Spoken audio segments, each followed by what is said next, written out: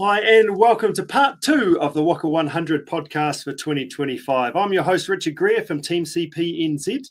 And on today's podcast, we're going to talk to Marewa Sutherland all about nutrition. Marewa is from Pure Sport Nutrition, and we're also going to talk skin protection with Ben Dickie from That's It. The objective of this podcast is to get you to the start line in the best possible shape so you can get out there and have an awesome day on the trail. So if you missed part 1, that was all about training. We talked about key rides to do. We talked about how do you get consistent. We talked to a couple of guests on the show as well and dialed in what their key takes on training were. We talked about the long simulation type rides, aerobic rides. We talked about fast ones, making sure that's incorporated in your training, and some form of strength training to be important as well.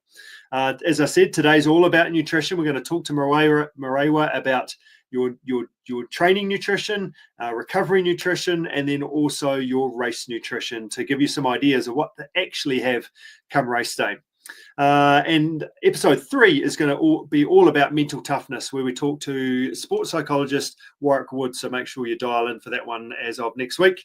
So let's clip in and get amongst it. But before we talk to Marewa, we're going to talk to Ben Dickie. He's the founder of That's It, who produces manuka oil skin protection products. That manuka is actually grown on his farm, and so here in New Zealand, and then he produces the products along with his wife and business with That's It. So let's jump in and have a chat to Ben. And here with Ben Dickie from That's It.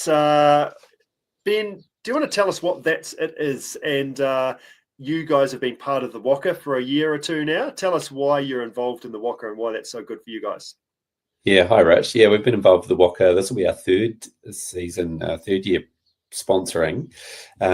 So we have a brand that makes skin protection for athletes and adventurers. So a chamois cream is one of our core products, and it fits right into what Whaka riders need. Essentially, you're out there on your bike for a very long time, so you need something to protect those more sensitive areas when you're on the bike for hours and hours with training, but especially when you're racing as well. So we see it as a really good fit, and Tim and Belinda, who own Whaka and run it, do a fantastic job. So they've been awesome to work with as well. Yeah, nice. So this episode's all around training and making sure you're ready to go for race day. And one of the key elements of training that we've talked about is actually simulating going along, getting into the forest ideally, or doing some big mountain biking, riding some trails. And probably your key thing, you do a whole bunch of different products, but the key one, and it just so happens that I've got one here, is your That's It chamois cream. Tell us why that's so good and how do we apply it? How do we use it? Yeah, well, I'll have to leave it to the imagination exactly how you apply it, Richard. But the details around that, I won't give you a demonstration. It's a chamois cream that stays on top of the skin, and it keeps you lubricated and won't soak into the skin for a good long time. So it's good to go all day with one application normally, depending on how long your day is, of course.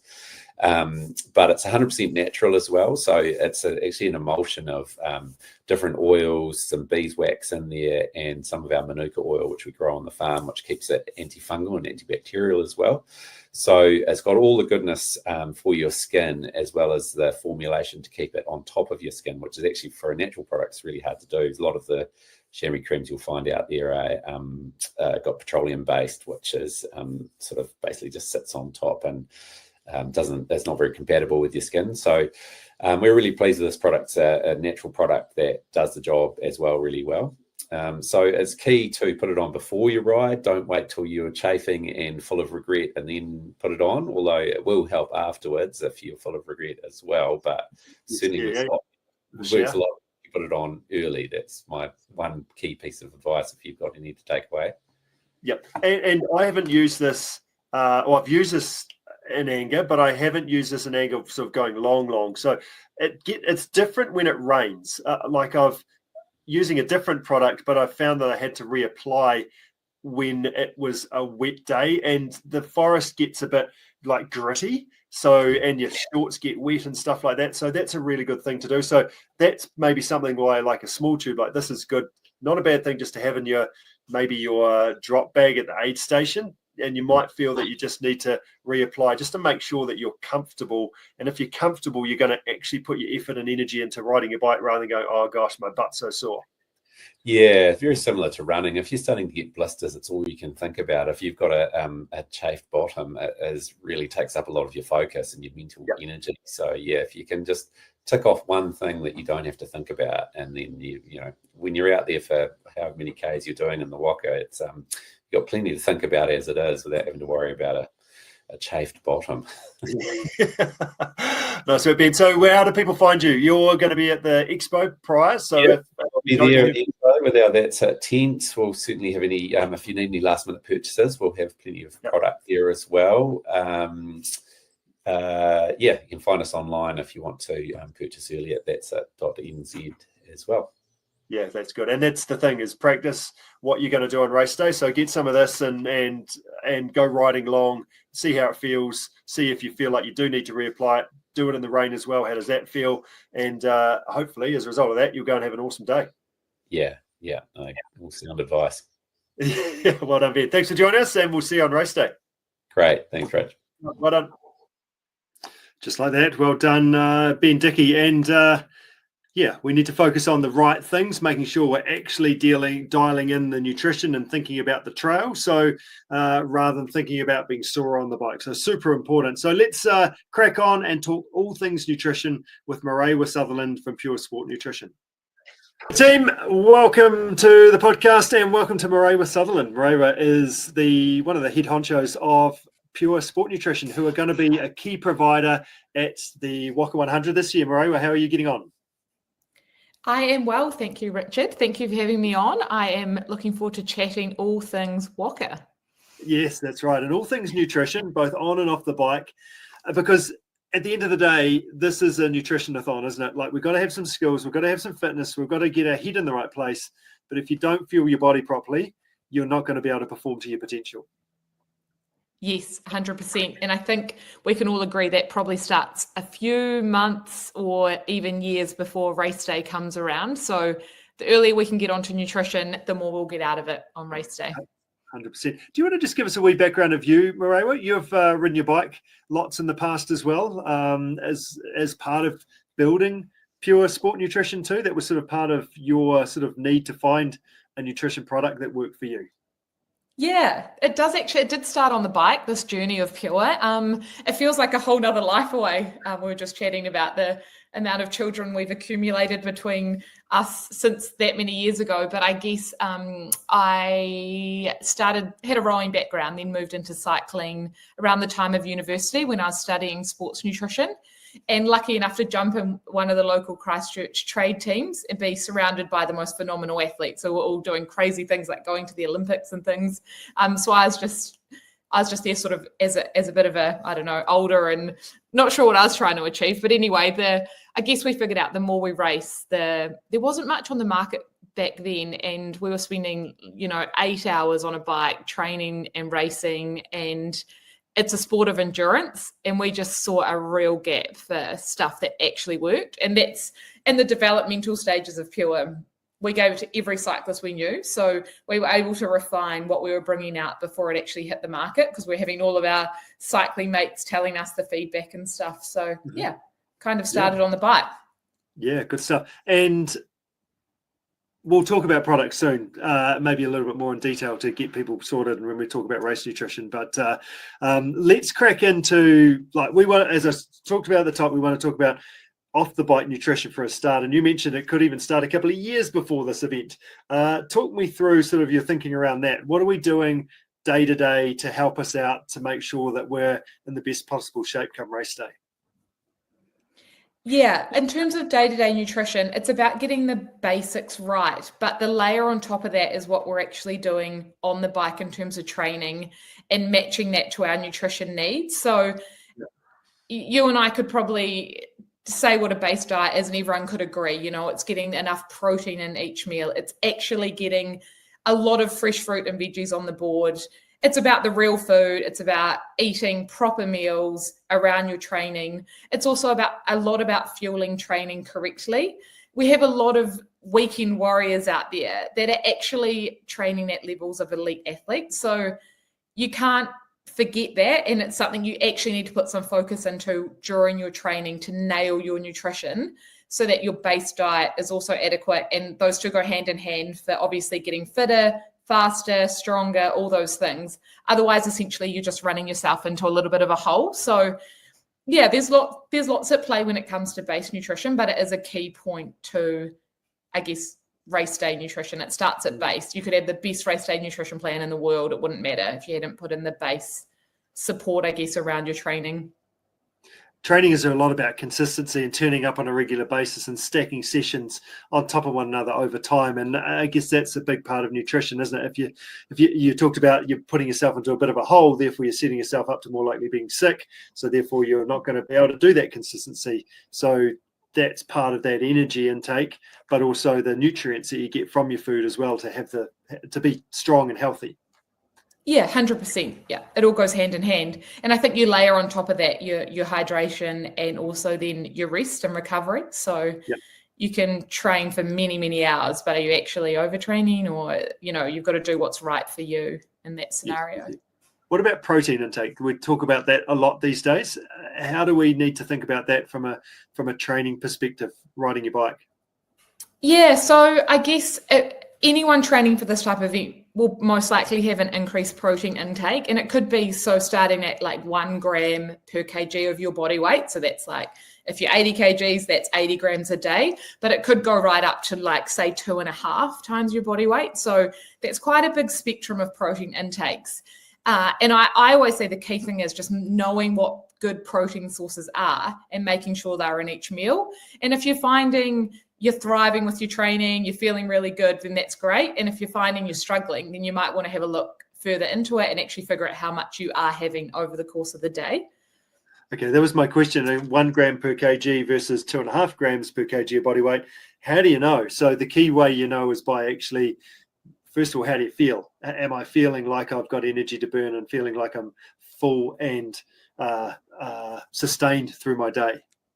Yeah, that's a great word. And I think it's hard to know. There's always a lot at play, but I think if you're not injuring yourself, you're staying healthy, you can kind of know if you're feeling okay. And if you're not, that's when you probably want to look into it. But anyone training over, I want to say like that 10, 15 hours a week, which is quite up there, they would definitely need the higher ends. But even some people training at the lower end of hours per day, depending what your day job is, if that's a physical job, you might be up there as well. So it kind of, it really does depend. And I think a lot of people, particularly athletes, we're all really busy. We think, we need to drop a bit of weight for an event. So often people actually do limit their base nutrition, but that's not the way to get to where you need to go. So it's making sure that you prioritize that protein. That's probably one of the top nutrients. Obviously, you need enough carbohydrate as well to fuel your muscles and sustain that training load.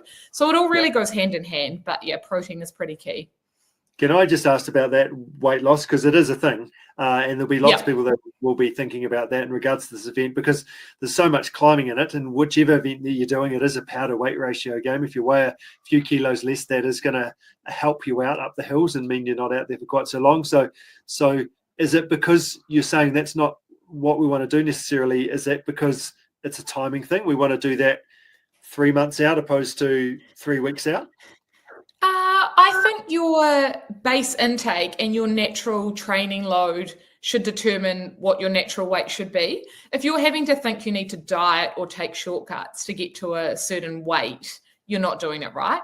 So you're either not living a lifestyle that's going to support the weight you want to be at, and you probably need to have a little bit of an honest look at yourself, and just in terms of, it might be as simple as I have breakfast, I have lunch, I have dinner. And that's it. And then when you're training, you also need to fuel your training while you're training. So these people that fuel these long training sessions without anything, that's not how you lose weight. That's just how you go in a downward spiral, if that makes sense. Okay. Yes, no, it totally does. And often the best recovery nutrition is lunchtime or tea time sort of thing, isn't it? To have that to get your body back to square one again. Yeah, 100%. If you can finish a training session either at breakfast or at dinner, then you're winning because you're getting all your nutrients in to recover from the session, and you're also having your meal. So you're not sort of, I guess, overloading, if that makes sense. Yeah, no, it does. Let's talk a little bit about pre-race nutrition. So let's just say we've got that baseline day-to-day nutrition sort of dialed in. What are some of the things we should be thinking about in terms of pre-race? I guess it's a timing thing. It depends on when your event is, but also what should we be having there? Give us some ideas of what that might look like as well. Yeah, cool. I think pre-race nutrition always starts in the days leading up to the event, and that's through just making sure we're having lots of carbohydrate rich meals. Towards, as we get closer to the event, we might be limiting our fiber, so you might be having like your plain pasta, your rice, still with sauces and things, just maybe not having as much. I like to load main meals with veggies and slaw and things like that, but you might just be refining it down a little bit, having those carb-heavy meals. Mm-hmm. We also have to obviously keep our protein up, but we really want to top up that glycogen, and that's what the carbohydrate does in the days leading up to the event. On top of that, we also need to look at hydration. So coming into an event, you want to start hydrated. Obviously, everyone's going to dehydrate during an event, and when we dehydrate, we lose weight, which impacts the ability of the body to deliver nutrients around the body, fuel muscles. Essentially, it leads to fatigue. So if we can really load before an event, then we're already starting ahead of the game. Yeah. And then we layer on top of that our electrolytes as well. So that's something you can load on pre-event before the event starts as well. So that's all in the days leading up, and it kind of depends how long your event is when you start doing that. But I think the key thing is that everyone just, you take note of what you're doing, so that next event you can go, oh, that worked really well. That, I felt good.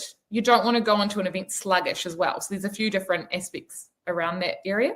Yes, it's a good point, actually, keeping a little training diary, writing down or just notes on how your events or big training missions went, so you can see how you felt and what went well and what didn't go quite so well, because you can only hydrate so much, can't you?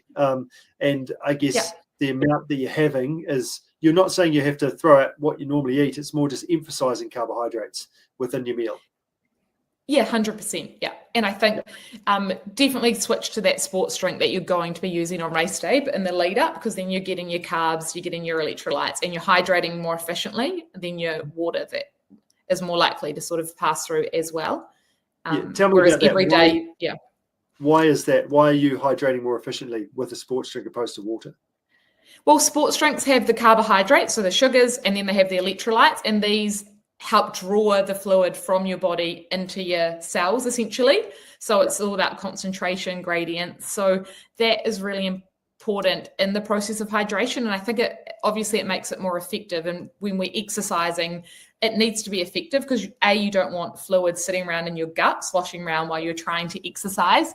And also you need to hydrate, right? Because we're trying to prevent dehydration to keep that performance gain. So yeah, there's a few things to it. It's quite, it's really interesting science, and it's nothing's new, but it's quite a thing that's a little bit overlooked, I think, by a lot of athletes. Yeah, nice.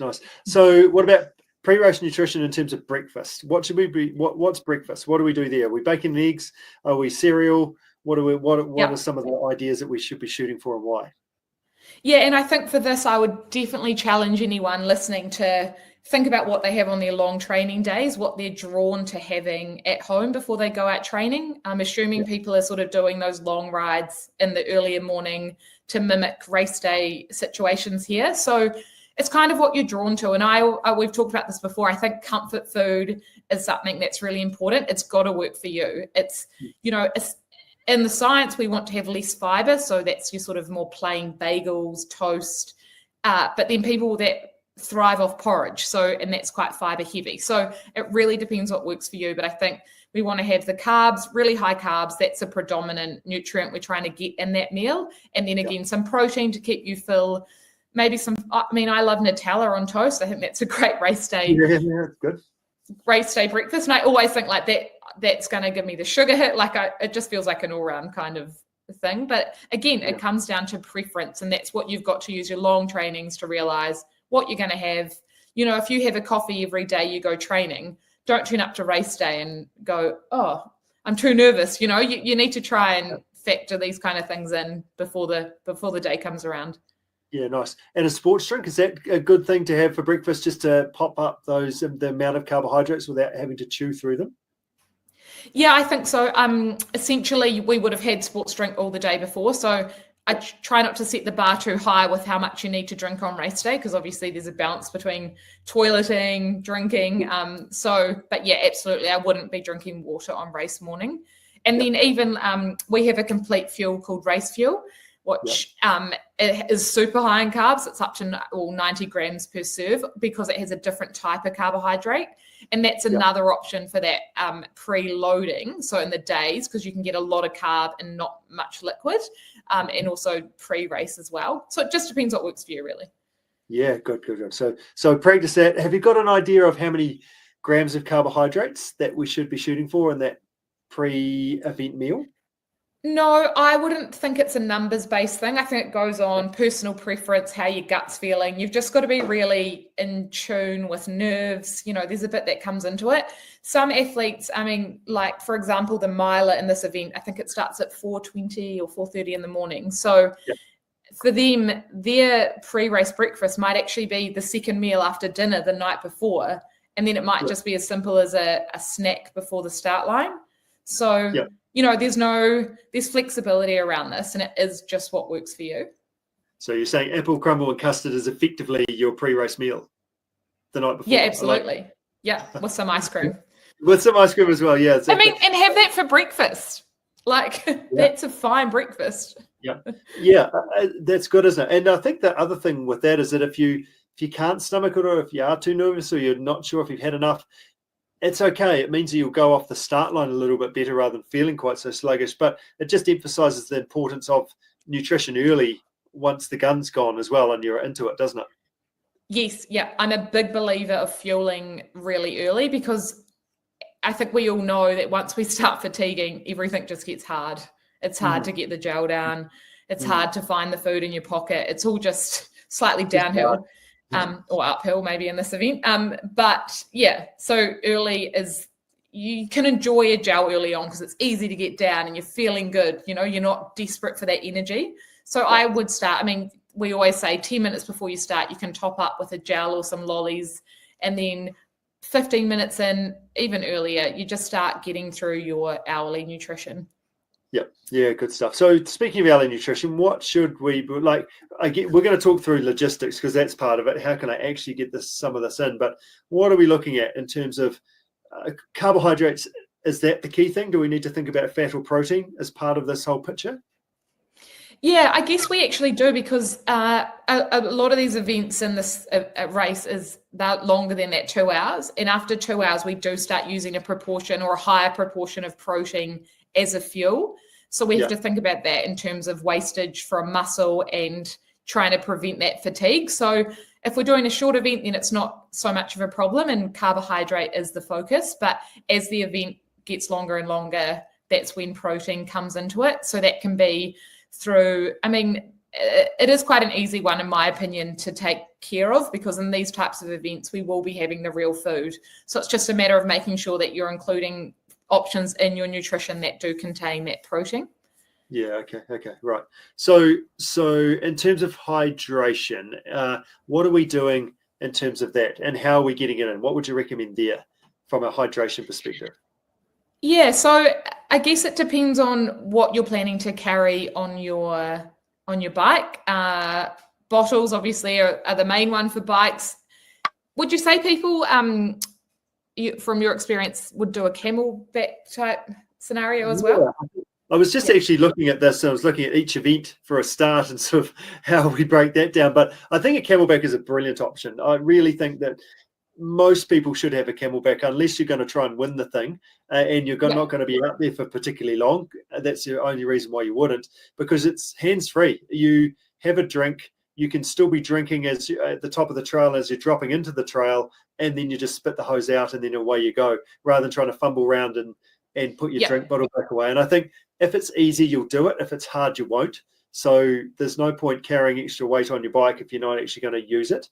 Could be quite nice to have a drink bottle with, I don't know, maybe it's a different sports drink, or even just a bit of water just to wash some food down if you're just a bit sick of sports drink. Or it can also, I think, help to manage if it is a bit sugary, you can just dilute things down a little bit if you've got something else on your bike. So yeah, I'd say Camelback is super important. Yeah, that's a great idea. And I like the hands-free option because these events tend to get a little technical. So yeah. And I like the idea of the water in the bottle because I think, yeah, it's great to have options. And I think your main hydration source should be one that has carbohydrate and electrolytes to replace what you're losing in sweat. And obviously, because it's such a long distance, it's really important to get carbs in wherever you can and as easily as you can. And then, yeah, the water top-up's quite a cool idea. I think with the aid stations being, we were 31K in, 54K and 79K. That's in the 100K race. They're at a good spread to stop and take the time to fill up the Camelback and just have a bit of a reset. I know you're big on the reset, the posture reset. So... yeah. Not looking quite so old. It's really just an age-based thing, I think. But I think it is good. And there's pure sport nutrition at those 3 stops as well, isn't it? So it's it's our regular. So there'll be the water and our regular electrolyte hydration, which is about 37 grams of carbs per just 750 ml bottle. So you can kind of figure out what that is when you're filling up your Camelback, and figure out how many carbs you're getting from that. Yeah. So as we talk through hydration, you've got your electrolyte sort of hydration that you just talked about, which has got carbohydrates, which is about 37 grams per bottle. But also you've got your race fuel as well. So should people go down the race fuel route? What's that about? What's in it? How does that sort of, which would should we be going and why? Yeah, that's it's a big question. And I think it depends on where you fit into that, the level of performance you're looking for. And I think we've got our elite riders down one end, and then we've got our just out there doing it down the other end. And it all depends on what you've practiced in training. It's not a product you would just chuck in on race day and give it a go. I don't think. It's interesting. I got back into running soon after we had brought out the race fuel, and I just it's a lot of energy. And if you're not running at that level, you're not needing that energy. So it's one of those things. It's a very powerful product. It has 90 grams of carbs per serve. So that's like 4 joules worth of energy. When we compare that to normal carbohydrate, you're only actually able to stomach about 60 grams before you're needing different sources of carbohydrate to get those higher numbers. But because of the type of carbohydrate in the product, it's called clustered dextrin. So it's a cyclical structure. Your body's able to absorb much higher amounts, so that it's really like fueling a jet engine, right? It's a bigger engine. You're able to fuel it more and get the performance from it. It's also way higher in electrolytes in our hydration. So again, if you're losing more, you're able to put more into it. It's really diverse because you can either make it in a Camelback to a hydration, or you can make it down to a gel. So it depends on your need, but it is definitely one of those products you need to practice in training, suss out what works for you, and then make a decision from there. But I do know like there are athletes that's all they'll use for the whole race. So it's quite a diverse product. Yeah, that's right. And it's flavorless. It is flavorless. Well. Mm-hmm. So it doesn't have any flavor. Other products will have a lemon or berry or that or orange or whatever, aren't they? Yeah, so it kind of tackles that flavour fatigue issue some ultra endurance athletes can experience. And at the same time, you could add a flavour by just putting a scoop of whatever powder you want in it. It's actually out in flavours, which I'm not sure the timeline. The packaging's here, so might be out in time. It's interesting. You heard it here first. That's exciting. I like it. And what I've found with it as well is that when using it with racing, is it actually fills you up a little bit. You don't get quite so. If I'm just having sports drink, I start to get hungry after a certain length of time, but I seem to keep a bit fuller with that, and probably don't need the food element quite so much. I'm not sure why that is. Maybe it's just how much you take on, but that makes a difference as well. Yes, it's actually slower to absorb, so it's sort of a more sustained energy, which from experience and the feedback we found, athletes are not needing that food. So, we've got people racing on it all day without anything else. So, But again, the number one rule of sport nutrition is practice. Practice it. Can you do it? How does it feel for you? Yeah. And I'm a big, I do have, as a nutritionist, I'm a real food first approach to whatever you're doing. And I think because of the level you're needing to train at for a race like this, it is really important to be able to stomach food and training, because you can't just supplement your energy throughout the training process. So what I would say to that is just keep practicing, keep training your body to accept fuel. You know, it doesn't happen overnight. It can take years to adjust to accepting fuel, but you can teach yourself to do that. So it's a bit of a journey. Yeah, it's an intensity thing as well, isn't it? There's people out there on the 100, they're going to take 10 hours or so. People on the 100 mile, it's going to take 14 hours. So you're out there for a good portion of the day, even 5 hours up through the 50K. Like it's getting a long time. So actually having some food is a good option, just to make sure that you've got to have your lunch just about, don't you? You've got to have your afternoon tea. Your tea time is ticking along in that time as well. So do you have any ideas of what people could have from a food perspective to eat as part of their ride? Yeah, again, it's quite a diverse offering. You could have anything really. What sits well with you? There's, your standard jam sandwiches or honey. There's the sweet options that you can go to savory options. People take boiled potatoes with salt, bacon toasties. There are so many options, like a nice cheese toasty, cheese and salami, even cut into soldiers. Anything you feel like is an option. And I think one of the things to be a little bit careful of is if you're training for this race at a certain threshold and you're kind of used to doing that threshold, and then you turn up on race day and suddenly actually start racing it and putting the hammer down, is your body, is that going to cause alarm bells to what you're eating? So just be a little bit careful that what you can stomach on race day, you should have practiced that intensity on training. So I can see there's lots of hills in this event. So make sure you're proficient at eating going uphill, or you've got a plan around that a little bit.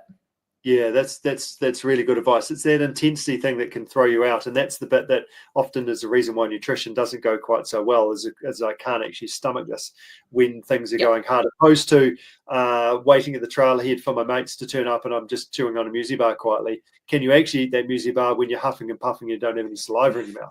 That's a good question. Yeah, 100%. And then I think that brings... Oh, sorry, I was just going to say that brings a good point to just make your nutrition really accessible. So cutting it up into little bits, and also having a selection of things, because what you might work for you on training, you turn up to race day and you're like, oh God, that's not going to happen today. So just have options. Yeah, that's right. And that's exactly what I was about to say, but your top tube bag on your bike that you've got there, you can have Velcro or zip it open, and you've got just a whole bunch of stuff that that's already unwrapped, that you don't need to have two hands. You can just fish around, see it's a bit of a potluck of what I'm going to get, whether it's a licorice all sort or it's a half a piece of pizza or whatever it might be, that you can have to kind of keep team morale going when you're out there for a long time, but also just keep fueling the machine. And sometimes we need to think about fueling the machine, don't we, opposed to just having it because we want it. Sometimes we don't necessarily want it, but we've got to keep it going. Yeah, 100%. And I think that's half the fun of this, is like you can literally, do they still call them bento boxes? You can fill it up with all your little snacks and just, have a little party going on. Yes, exactly. I had some, when I did that, was it the miler? I think mine was full to the brim, and I had a couple of chocolate chibby biscuits at the top, fancy ones, and opened it up, went over a bump, and they all fell out. And be careful of how it's packed as well. That's important. Did you stop? No, you can't stop. So my biscuits have been given to the Whaka gods. Let's move on. Hopefully that helps me out later on in the day. I probably would have stopped, but no, that's awesome. So in terms of probably the other thing that we haven't really spoken about, especially when we get to the 100 or the miler, is that you've got a drop bag that you can utilize as well in regards to your nutrition. So that sort of allows other options. It's not just carrying it with you. You can actually have extra stuff that you can sort of look forward to at halftime as well. Any thoughts or comments around that? Yeah, I think that's a great idea and a real incentive to get to the drop bag station, because obviously there'll be a different range of things there. You could even have a second camelback. Maybe you could slot in. Yes. I'm assuming you're dropping it the day before, so you just want to be a little bit careful if it's going to be hot. What's sitting overnight, is that all right? But there's ways around that. You can either freeze your hydration or put some ice in it. I'm sure it'll be fine overnight. If it's not, we're not peak summer, are we? No, that's right. Or that's a good point you make there around the Camelback. It's probably one of my key sort of tips, to be honest, is to have 2 Camelbacks, or if it's the miler, have 3. And every 8, when you come to that drop bag, is you just take your Camelback off and then give it to there's a person in the support team generally helping you out with that. Give it to them, they'll put it in your drop bag and then put the new one on, and then just away you go, rather than having to change Camelback bladders and sort of make sure you've got your things from one to the other. Is actually just drop that and then just keep going, and then you can be out in 15 seconds or so of that little stop, opposed to having minutes there. Last time I did the 100, it was so good because I clearly wasn't as fit as others, but it took them 10 Ks for them to catch me back up again, because I was just in and gone, opposed to having to muck around. So if you're really efficient and plan well for those sort of moments, it does make a big difference to how you feel and just getting it done. The key part of any endurance event is just try and keep moving forward all the time rather than having to stop. Yeah, 100%. And I guess there might even be a wee line for filling up Camelbacks or whatever if you don't have spares along the way, which is fine. But I know what it's like when you get into a race, and a lot of people will potentially make some not very beneficial decisions about maybe skipping the hydration refill. Exactly. So remembering it's a long game. You've got to play the long game, and you want to keep it easy for yourself, so then you don't make mistakes, or least likely to make mistakes. So and also another set of nutrition in that drop bag, because as you said, you can lose things along the way. Yes, exactly. But put a second set of chocolate chip biscuits in to pick up along the way. What about salt intake during the event? What are your thoughts there? How do we take it? Like, there's some products out there that actually don't have a whole lot of salt in them, especially gels anyway. So is there some guidelines of what we should be doing there these days? Yeah, I think the ethos behind that is you can't put lots of salt in everything you make, because you're going to overload your athletes with salt. So there's such a wide variation of sweat rates, and it's a really tricky one to prescribe amounts to. Yep. So you have to get to know your own sweat rate through, cramp experience, again, how you're feeling. Yep. But in a long race like this, I would start adding additional salt. If you're just on your sports drink, that's probably not going to be enough. You need your salt caps, or you need salt in another form. And again, like with the carbs, you need to start that fueling really nice and early, so you're preventing any major salt losses along the way, because it's an area that is really hard to come back from once you're down that track. Yeah. So in terms of have you got a guideline around salt intake though? Like, is it 500 to 700 milligrams per something or other? I remember. Yeah, I couldn't tell you any. I don't have any. I wouldn't think there's a specific hourly intake, because it's such a variable loss. But I mean, you can't even really do sweat tests that are that conducive to what you're actually sweating. Like, you'd have to get quite high level testing done. Yeah. So again, it's just ensuring you're getting an idea of what your sweat rate is, how, people have more concentrated sweat, less concentrated. So it's kind of getting to know yourself in that training, and then ensuring that racing's a similar intensity, or you're able to cover the added intensity in terms of that sodium loss. Yes. Okay. Key point in regards to sodium then is have a look at your labels, see what's actually in the gels or the sports drink that you're taking on. Yeah. As you mentioned, your race fuel has got a lot more electrolytes than, say, your gels potentially. So it's just a matter of figuring out what is in there, and then, okay, well, how much do I need based on also how much pizza am I having? Like, that's often pretty salty. Yeah. How much other salty stuff am I having along the way? Around about to sort of give you a bit of an idea about where to start. Yeah. And for context, when we created our sports drink, which was it was our first product, we followed guidelines, but we knew if you're racing in hot and humid conditions, or for a long amount of time, that your salt requirements could be higher than the sports drink. But there's a real playoff in terms of that palatability of actually drinking it and it tasting good to encourage you to drink more versus the replacement of salt. So that's why we brought out the salt capsules, because it's a way that you literally just swallow down the same amount or similar amount per serve of that sodium to get that added benefit of higher intakes without having to drink more or have the sports drink taste super salty. So there's a little bit to it, and there'll be other drinks on the market that potentially have really high sodium, and that's great. But just make sure you're not going to get sick of drinking it, or have your water as well. Yes, that's right. One thing I found when I did the miler, actually, we started in the morning. It was dark and it was cold, and I had my sports drink. But I actually found that because I had my sports drink, I was ending up drinking too much because it was cold. But I needed to drink because that's where my energy was. So, and then going back to do it again, I've ended up doing more gels plus some water, because I can change the concentration a little bit depending on how cold or hot it is. Do you have any comments around gels and sort of how you'd use them from a biking perspective? Yep, what you've just said makes good sense, and I think it's, again, like, you've just got to be careful if you're swapping one thing for the other. Like, as you alluded to before, gels don't have sodium in them, or at least ours don't have sodium or high levels of sodium, so it's about making sure that's replaced as well.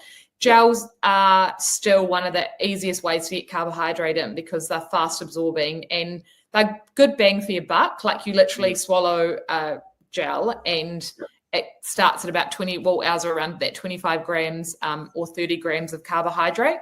So that's why gels are so popular. I mean, I think for such a long event, you've got to be slightly careful. I don't know if you'd want to start smashing 4 gels an hour and see how long you go for, but it's about that spread. And that's where you would maybe have your first gel 15 minutes in, and then you might start your real food, and then you might have another gel towards the end of the hour. So you're still getting plenty of energy from the gels, but they're just really nicely spaced with your other food so that the intake's not overloading. Yes. Yeah, that's right. That's right. And the other thing, I think, this is probably more of a runner's thing, but especially when we start thinking ultra, being out there all day, thinking about the miler or the 100K event that you're doing it for quite a while, is thinking about more foodie-based options potentially earlier, and then towards the back end, you just won't feel like that anymore. And that's maybe when you rely more on the lollies and the gels and the Coke and those just quick hit sugary things, because my stomach's just no good for it any longer. Yeah, and I completely agree with that. And I think the challenge with that is getting enough carbs from food is quite a lot of intake. But again, cycling's it's easier on your stomach because you're not, running and jiggling around a little bit more. So it's kind of about using the terrain as well to figure out when's the best time for you to get that on board. Some people will find it easier having stuff uphill because it's slower. Some people will find easier going downhill because they're not as exhausted. So use the course as well to figure out when you're going to have what. But I totally agree. I think if you can start on the real food as well. But then the other side of it is, what have I had for breakfast? And is it apple crumble for breakfast with custard, or have I had a big heavy breakfast? Because that can take you through the first 2 or 3 hours, because I'm actually just still kind of full again, which is different to running. We can do that a bit more with our biking. So that goes back to practice what you've done beforehand before you get there. Don't do anything. And I would challenge you, if you're still full for a couple of hours, it's still as critical that you're still fueling like you're not full, because otherwise you're gonna, go down and then it's harder to get back up. Because in your body you've got, is it like 90 minutes of carbohydrate stores in your body from when you start? If you started, you're fully ready to go, so you need they say 60 to 90, but essentially it would depend on your intensity. I'm sure any one of us could go out and go for longer, and we've all probably done that. We've pushed out of training without any fuel, but I've also, there's a mix of things, and I think over that hour and a half you absolutely need fuel. But if you start at an hour and a half, it's already too late. You're not going to get the performance out of it. Whereas if you start fueling really early, you actually can feel it, how good it feels, and that energy just pushes on. So it's kind of not one, it's a continuum of, what you're doing, right? Yeah, good. Absolutely. So one thing we haven't spoken about, so we've spoken about the pre-race, we've spoken about the breakfast beforehand, we've spoken about a whole bunch of different ideas around your race and potential. Hopefully that's training as well, because we're practicing that. But what about recovery nutrition? We haven't really touched on that at all in regards to what to do, when to do it, maybe some ideas of what to take on board.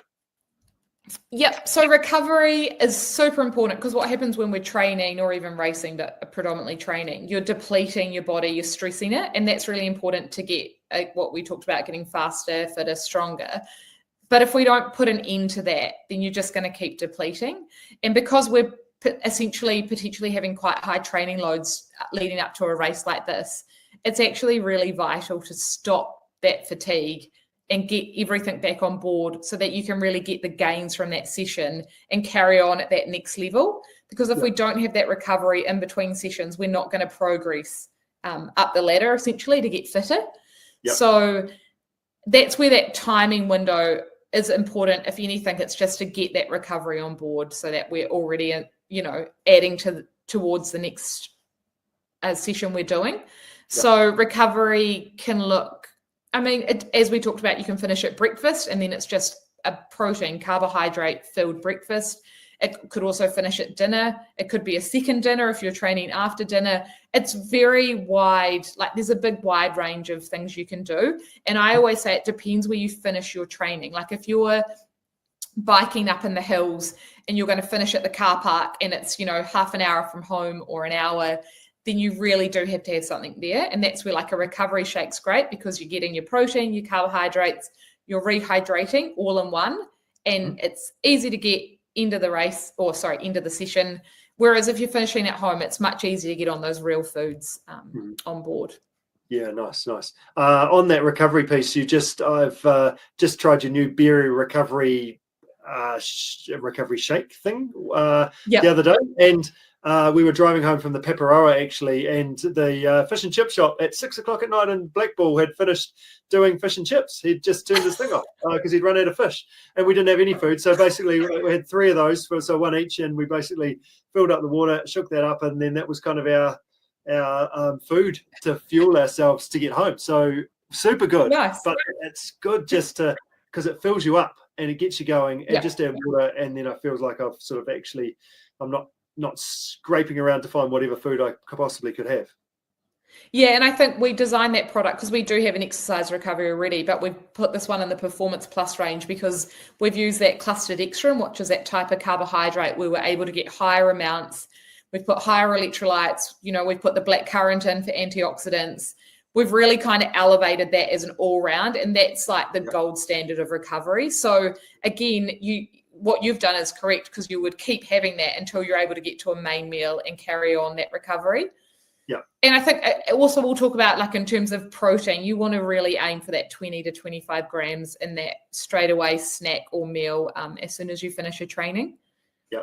So straight away, what are we thinking? First 10 minutes, 20 minutes, within half an hour? What's your time? I think we say within half an hour, within an hour, but the quicker you can get on board, the quicker we can stop depleting. So Yes. And the key thing with this is it's a key training session. It's one that I've gone hard and long for, isn't it? That's the sort of key thing we're thinking about here, to make sure we bounce back and recover well. So then we're not so low. So then we can do something tomorrow and we can keep that consistency flowing. Yeah, you're able to keep showing up. And as we talked about, that recovery is so important because, it really underpins what we're doing in our base diet. And essentially, if we have goals about, I don't know, whether it's race weight or whatever, it's just another piece of that puzzle. That's quite an important one. Yes. A lot of athletes or a lot of people underfuel their training, and it's a natural thing to do because you don't want to either waste your supplements. You don't have the time or energy to figure out what food to bring with you, or you're finished work and you've just got in the car. And I think it's a big area that we sort of underutilize what we can get out of. So yeah. And I think if you do your recovery nutrition well, you end up not overeating anyway. If you try not to, I end up just fossing around for whatever I can find. It doesn't matter if it's under the seats, I'll be having it. So if you do that properly, you generally tend to look after yourself better anyway. Yeah, 100%. You can slot back into that, that nice regimented kind of daily diet kind of. Yeah.